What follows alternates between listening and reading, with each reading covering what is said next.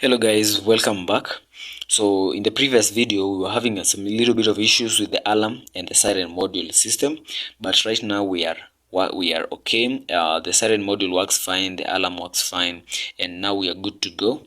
So right here, if you can remember, we have a CD4029 which counts in binary. It's driven by the seconds generator, which is right here on top.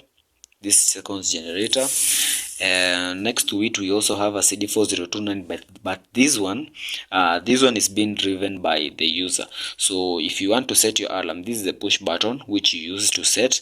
So you can just set, let's say we want, so this is number 5 in binary, and once you set, you have to press the enable, and once the clock reaches or matches this value, if you can just observe, if this value also matches with this one, then the siren is going to turn on. So let's see. So let's press enable and wait until this one matches. Yes, like that. So that's basically how the circuit operates. And yeah, so you can reset like that, and you can set again a different value. Let's say you want, okay, also zero is also a set point, a set clock. So let's see if it's going to detect once it reaches 0. So let's press enable and wait. Once this one reaches 0, then it's going to turn on the alarm, like that. So once they match, immediately they match, it just triggers the siren module to turn on. Yes, like that. You can press reset, you can set again, maybe so this is number 4 in binary, number 4 in binary. So let's see, let's press enable and wait until this one reaches number 4, like that. So that's basically how the circuit operates. And yeah, so to match this value and this value, I hope you understood, we use XOR gate. Let me just turn this off. We use XOR gate to match every single bit with the other one, and an AND gate to sum it up, to sum all of the single bits and check if all of them are true. Then it's going to give an output to trigger the siren module. So yeah, so this is an exciting exciting episode, since this is the last episode we were to do about the clock, digital clock. Yeah, so it has been a journey from where we started using a single NF555 in A-stable mode.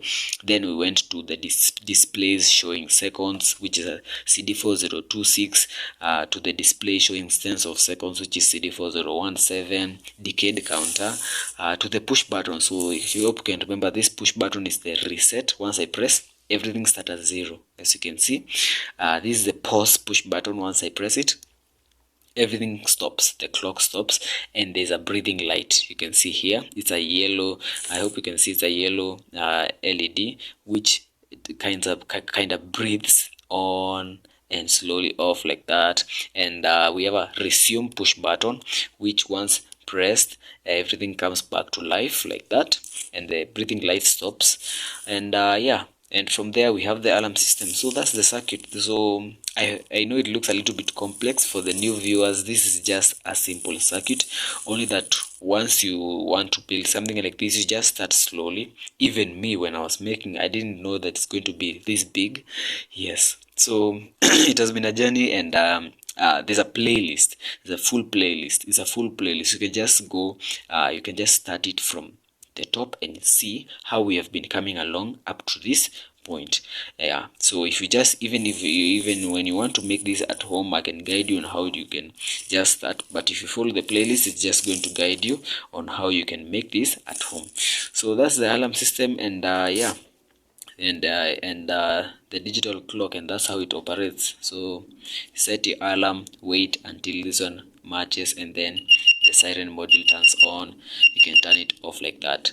So yeah, so that's basically the circuit. And thank you for your support, guys. Thank you for your time. Thank you for your viewing and everything. Please subscribe to Tronic Synergy, and I hope to see you next time. If you have any suggestion, you can just leave it in the comment section, and I will be glad to answer you. So yeah, thank you, and I hope to see you next time. So next time we're going to start a new series. I've not known which one yet, but we are just going to start a new series. Yes, so thank you for your time, and I hope to see you next time. Goodbye.